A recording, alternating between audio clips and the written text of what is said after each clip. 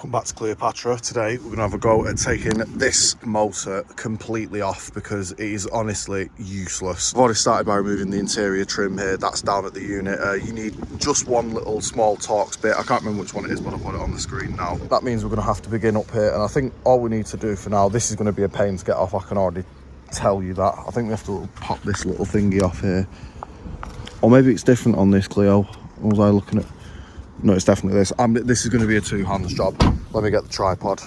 I was right, it is just a little hinged out thing like this. You are going to have to give it a massive old pull there, because if it's never been off, which this one absolutely hasn't, then it's going to be well on there. So now we're going to tackle this. I believe this is a 13 or a 14. I will let you know in a sec. So that is a 13mm. This is future me coming in here. You'll see this a few times during the video. This thing was on with the might of God, so you're going to want to be patient with it, but don't push down so hard and then give it a big knock that it snaps everything, or even worse, you ratchet. You will get it off. Rust. Tasty. Now, as you can expect, this is literally the most rotten thing I've ever seen in my life, and it just doesn't move. Okay, so I was right. This thing, it's basically just welded itself in there. There's a small metal piece in here, circular, and it goes around the thread and it's inside this. The only way I can see me doing this is cutting it off. There's other videos and lots of posts on forums of people doing this, so I'd best go and find a saw. I may be lucky here because this hole here is slightly bigger than I was expecting it to be for this little plastic piece, so hopefully that might just slide straight over it and I don't have to mess about any further. I can just cut this off and carry on. I may be mad for attempting this now because we've got a storm on the way in less than an hour and it looks bloody grim out here. However, one of these will be your best friend in times like this. This is a die grinder. You can get one for literally less than £20, brand new on eBay, and it'll do you very proudly in many different ways. This is so useful. You can just select your speed, even on a basic one like this. I'll go for it and I guess see what happens.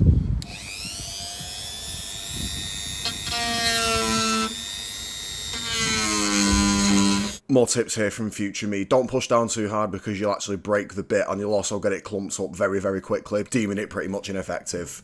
I'll just grab the tripod a sec. You can see after just 10 seconds we are making some progress through that.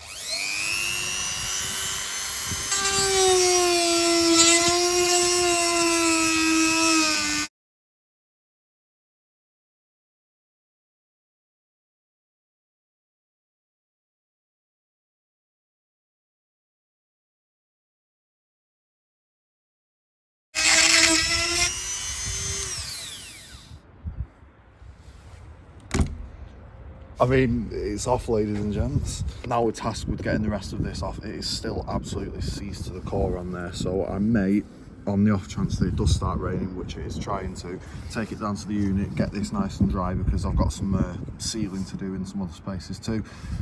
Chisel away at this and this little metal thing here, slide this off, and then the rest of it will come out. The hard part is done now though. If you were wondering why I'm chickening out because it's not started raining yet, that's why, because every time it rains slightly, this happens on the passenger side, so it needs to stay dry from this storm, or else it's just going to be like a swimming pool in here. And plus, if it's in there for a few days, I may actually be able to get to the bottom of this and sort out all the seal around here. I've done the windscreen, which fixed the leak on this side. I just need to clean it up because it's a bit green.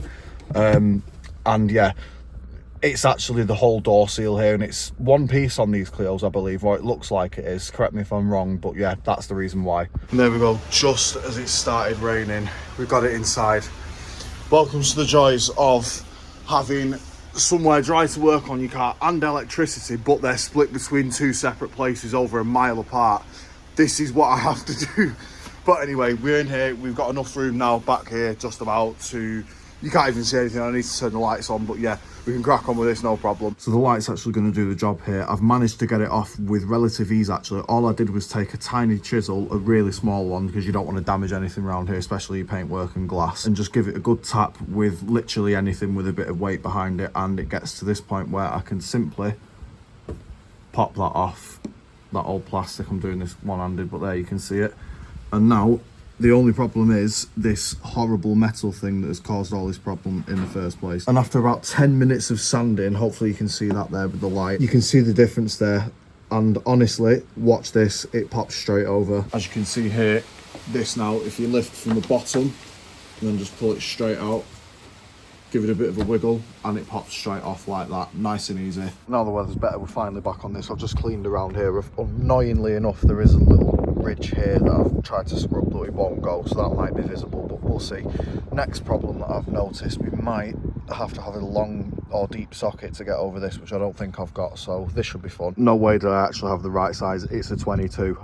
Thank the Lord for that. Let's get it on the big ratchet and we'll crack it off. And we also need to take this motor out as well on those 3 little 10mm. In fact, you know what?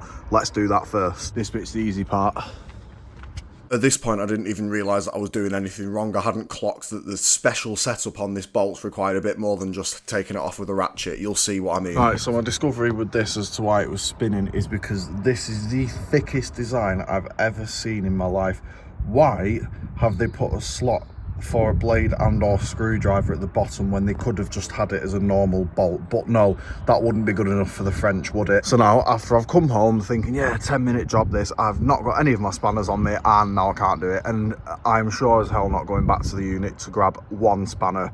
It's too late in the day for that, so I'm gonna have to tackle this tomorrow as usual. Or I could just hulk it and bang, rip the whole lot out, which is what I feel like doing. This might be quite hard to actually film this, but essentially the spanner goes over like that, and I'm going to hold this in here so that the whole thread doesn't spin round. I didn't bring my tripod with me, so I do apologise, I'm not going to be able to film this, but yeah, that's what we're going for. It should come off nice and easy now. And just like that, after we've undone the 22mm there, she's off. And if you're struggling to do it with the little flathead attachment, just use a set of mole grips instead, because they were nasty to take out. But I've come home and I've got all my tripod gear and stuff now, so you can see the rest of the process properly. And the wire that you need to unplug is this one, and it's simply just a little push down on the little tab there like that, and tuck it away like it was never there. Now it does say in the packaging that this isn't a perfect fit, and it's not, but I'm not too bothered if it doesn't actually sit flush. It's just to replace the actual knackered wiper motor itself. It'll be roughly sitting like that, which again is miles and miles better than what it was like before. So yeah,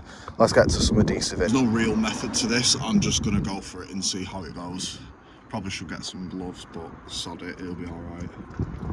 Last little interruption from me here. This is me just very gingerly putting on the adhesive. I've time-lapsed this up to about 4 times speed, so it isn't completely dreary to watch. Just make sure you're careful and you don't spill it anywhere, especially on your clothes, because it won't come off. I've roughly just smoothed it out with my finger. Let's go for it.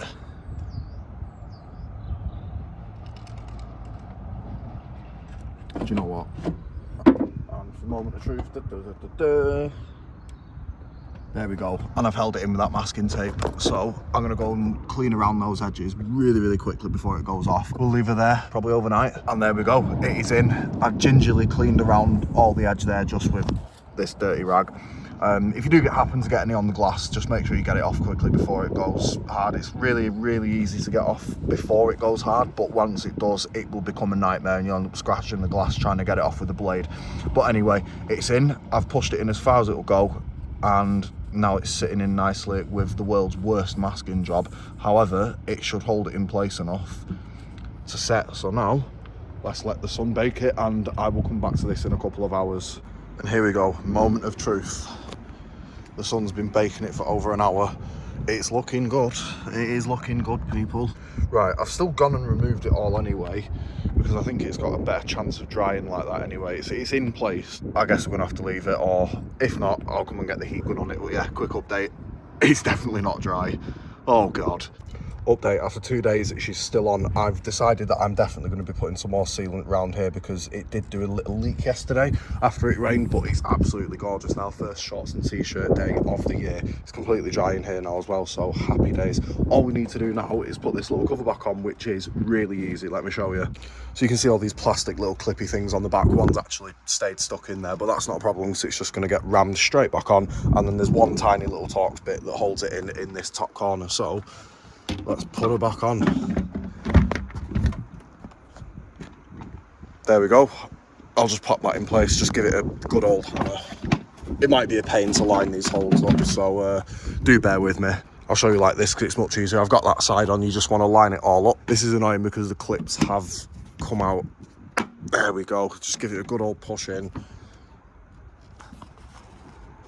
It is really awkward to line these up, but guess it is what it is, but yeah, you get the picture. That's it on. I'll go and get the Torx bit.